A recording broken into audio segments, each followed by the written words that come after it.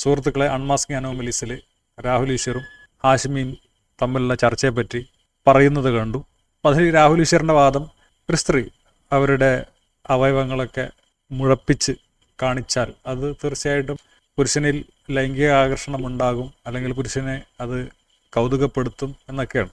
അപ്പോൾ ഹാഷിമി പറയുന്നത് അങ്ങനെ കൗതുകപ്പെട്ടില്ലെങ്കിൽ നിങ്ങളെ പോയിട്ട് ഡോക്ടറെ കാണണമെന്നാണ് രാഹുൽ ഈശ്വർ പറയുന്നത്.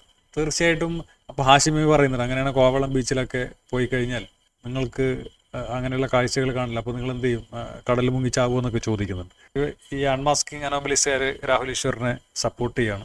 തീർച്ചയായിട്ടും പോൺ ഫിലിമൊക്കെ വാച്ച് ചെയ്യുന്ന ആളുകളുള്ള നാട്ടിൽ സ്ത്രീയുടെ അവയവങ്ങൾ കണ്ടാൽ ആകർഷണീയം തോന്നുന്നു, സ്ത്രീയുടെ അവയവങ്ങൾ കണ്ടാൽ ആകർഷണീയം തോന്നുമെന്ന കാര്യത്തിൽ തർക്കമൊന്നുമില്ല. എൻ്റെ വ്യക്തിപരമായ അനുഭവം വെച്ചിട്ട് നമുക്ക് എല്ലാവർക്കും അങ്ങനെ ആകർഷണം നമുക്ക് തോന്നും.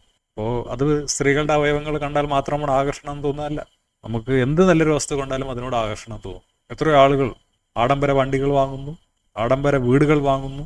ഇപ്പോൾ ഒരുത്തൻ വീട് കെട്ടിക്കഴിഞ്ഞാൽ അവൻ ലോൺ എടുത്തിട്ടും അല്ലെങ്കിൽ പലതും ചെയ്തിട്ടൊക്കെയാണ് ഈ വീട് വാങ്ങിക്കുന്നത്, അല്ലെങ്കിൽ ഉള്ള പൈസ കൊണ്ടാണ് വീട് വാങ്ങിക്കുന്നത്. അപ്പോൾ ഇവൻ്റെ പണി എന്താ, നാട്ടുകാരെ കൊണ്ടുവന്ന് ഇത് കാണിക്കുക.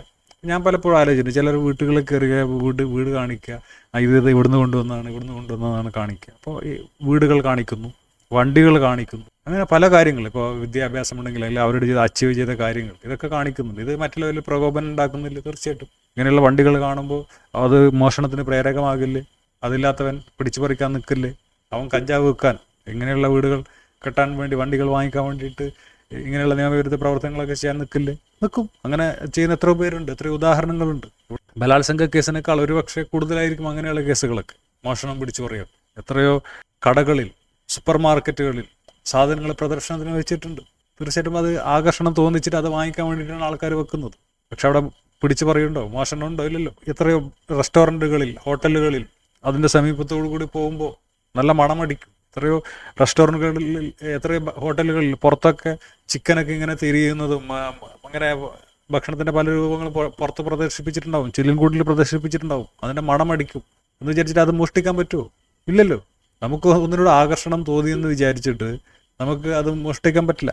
പിന്നെ ഇതൊക്കെ ധരിക്കുന്നവരുടെ ഔചിത്യ ബോധമാണ്, അത് അവരുടെ സ്വാതന്ത്ര്യമാണ്. അതൊക്കെ നമ്മൾ അനുവദിച്ചു കൊടുക്കണം.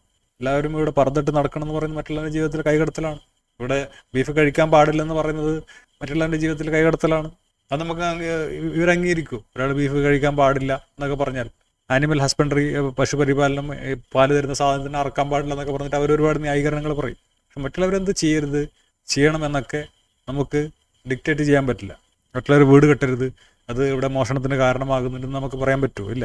ഇവിടെ പുറത്ത് ഡ്രസ്സുകൾ തൂക്കിയിടരുത്, അല്ലെങ്കിൽ കടകൾക്ക് പുറത്ത്, അല്ലെങ്കിൽ ആമസോണിൽ ഷോപ്പിംഗ് കാർട്ടുകളിലൊന്നും മൊബൈൽ ഫോൺ ഇങ്ങനെ പ്രദർശിപ്പിക്കരുത്, വില കൂടിയ മൊബൈൽ ഫോണുകൾ പ്രദർശിപ്പിക്കരുത്.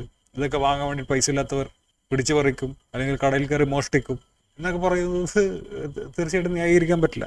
അല്ല, ഇപ്പോൾ നല്ല ഒരു കടയിൽ കാറുകളുണ്ട്, ഫോണുകളുണ്ട്, ഇതൊക്കെ അവർ പ്രദർശിപ്പിച്ചുകൊണ്ടിരിക്കുകയാണ്. അത് അവരുടെ സ്വാതന്ത്ര്യമാണ്. ഇപ്പോൾ ആരെങ്കിലും ഒരാൾ കാർ ഷോറൂമിൻ്റെ, അല്ലെങ്കിൽ ബൈക്ക് ഷോറൂമിൻ്റെ, അല്ലെങ്കിൽ ഏതെങ്കിലും ഷോറൂമിൻ്റെ, മൊബൈൽ ഷോറൂമിൻ്റെ ഒക്കെ അകത്ത് കയറിയിട്ട് മോഷണം നടത്തി കഴിഞ്ഞാൽ നിങ്ങൾ പറയുമോ അത് നിങ്ങൾ പുറത്ത് അവനെ കാണിച്ചിട്ട് ആകർഷിച്ചത് കൊണ്ടല്ലേ, അത് തെറ്റല്ലേ എന്നൊക്കെ വാദിക്കാൻ പറ്റും? എന്ത് മണ്ടത്തരം ആണത്? അങ്ങനെയുള്ള മണ്ടത്തരങ്ങളൊന്നും പറയാതിരിക്കുക. ഇവിടെ ആരും പുരുഷന് തോന്നുന്നില്ല, ഇവിടെ അങ്ങനെ ആകർഷണം ഉണ്ടാകുന്നില്ല എന്നൊന്നും ആരും പറഞ്ഞിട്ടില്ല. പക്ഷെ എല്ലാവർക്കും മനോനിയന്ത്രണങ്ങളുണ്ട്. ഇവിടെ കാട്ടുജീവിയല്ല, നമുക്ക് നിയന്ത്രണങ്ങളുണ്ട്, പരിധികളുണ്ട്. അതൊക്കെ നമ്മൾ പരിധികൾ നിശ്ചയിച്ചിട്ടുണ്ട്. അതൊക്കെ നമ്മുടെ സുരക്ഷിതത്വത്തിന് വേണ്ടിയിട്ടാണ്. അപ്പോൾ ആ പരിധികളും സ്വാതന്ത്ര്യങ്ങളൊക്കെ നമ്മൾ അംഗീകരിക്കുക.